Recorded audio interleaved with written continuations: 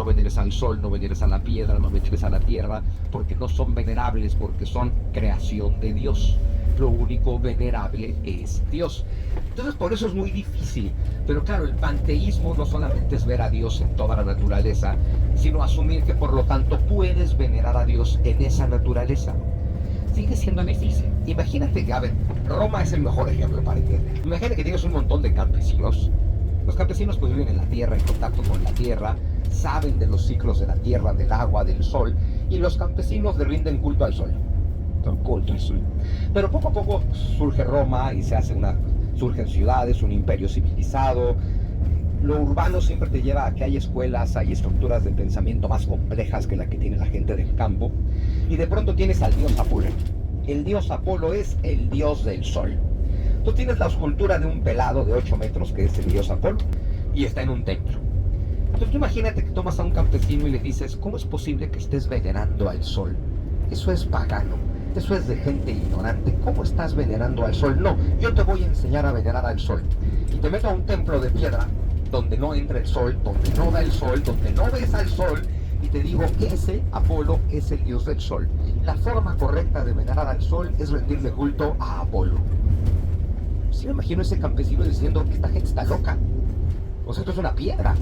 Esto es una escultura de piedra. ¿Cómo me dicen que esto es el sol?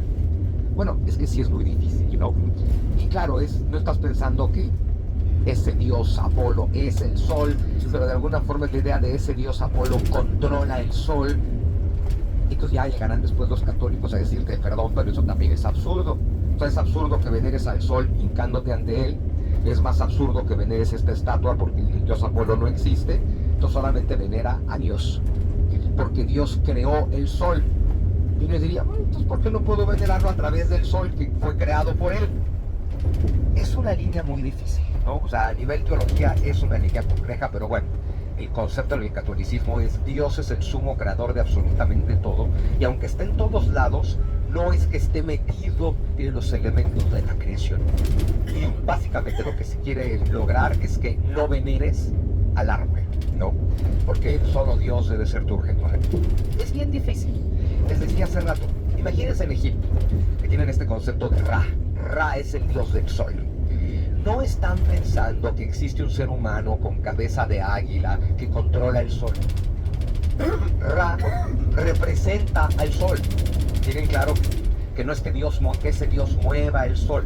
Son símbolos. La mente simbólica es una cosa fascinante y hay que entenderla, ¿no? Pero entonces imagínate qué bonita experiencia tienen estos egipcios que dicen todos los días Dios, en forma de sol, emerge del inframundo. Y todos los días Dios, el sol, recorre el cielo. Y recorriendo el cielo nos da luz, nos da calor, nos da vida, nos da puras bendiciones, puras cosas lindas, ¿no? Y lo ves recorriéndolo todo. Y ves como todas las tardes ese Dios va al inframundo. Entonces la idea egipcia es, claro, porque ahora hay que llevarle luz al submundo, hay que llevarle luz a la oscuridad, hay que luchar contra las tinieblas. Y la maravilla de decir, y Dios, la luz, siempre derrota a las tinieblas porque siempre vuelve a salir. Y también tienes a un dios que representa el río Nilo, y pues también le agradeces todas las bendiciones al dios Hapi, que es el río Nilo, y así. Y tienes a una madre tierra como Isis, a un dios Osiris, que es la semilla, y les agradeces a todos. Pero esta gente no piensa que hay muchos dioses. Te los dije al principio de este viaje y es bien importante tenerlo en cuenta. No existen las religiones politeístas. Es decir, no existen religiones que creen en muchos dioses. Existen relatos monoteístas y relatos politeístas. Es decir, en el Indostán, en el hinduismo, pues, o en los egipcios, o en Persia, las religiones que llamamos politeístas, no es que crean que hay muchos dioses. Hacen un relato mitológico donde hay muchos dioses. Ese relato trata de explicarles qué cosa es Dios. El problema cuando hablamos de Dios, y también es muy importante recordarlo, es que estamos tratando de conocer lo incognoscible. Estamos tratando de imaginar lo inimaginable, de pensar lo inefable, lo impensable, de representar lo irrepresentable, de guardar en un símbolo algo que no puede ser contenido en ningún símbolo, de darle nombre al nombre sobre todo nombre. Estamos tratando de entender algo que no puede ser comprendido por la razón. Entonces hacemos relatos. sí piensan que hay una fuerza divina moviendo el sol, sí lo piensan. Y sí piensan que hay una fuerza divina haciendo que llueva. Y sí piensan que hay una fuerza divina generando las estaciones. Pero también tienen muy claro que hay una fuente suprema de todo eso. Eso es monoteísmo, ¿no? Hay una fuente suprema de todo eso. Y simplemente hacen muchos símbolos. ¿Qué pasa, por ejemplo, si lees la Torah? O todo el Antiguo Testamento, toda la Tanaj, toda la escritura hebrea. Tienes a un Dios. A ver, ahí no usan más que a un Dios. El relato hebreo es monoteísta. Solo hay un Dios. Y por eso el Dios bíblico, lo digo con todo respeto, a veces parece esquizofrénico. Porque ese Dios a veces es muy amoroso y a veces es muy iracundo.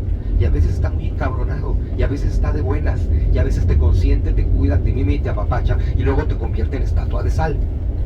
Entonces dices, ¿qué onda con ese Dios? Lo primero que tienes que entender cuando estudias la tradición hebrea y la Biblia es, ese Dios no es Dios. Ese Dios es un personaje de la Biblia, como los personajes de la mitología, en el sentido de que ese no es Dios.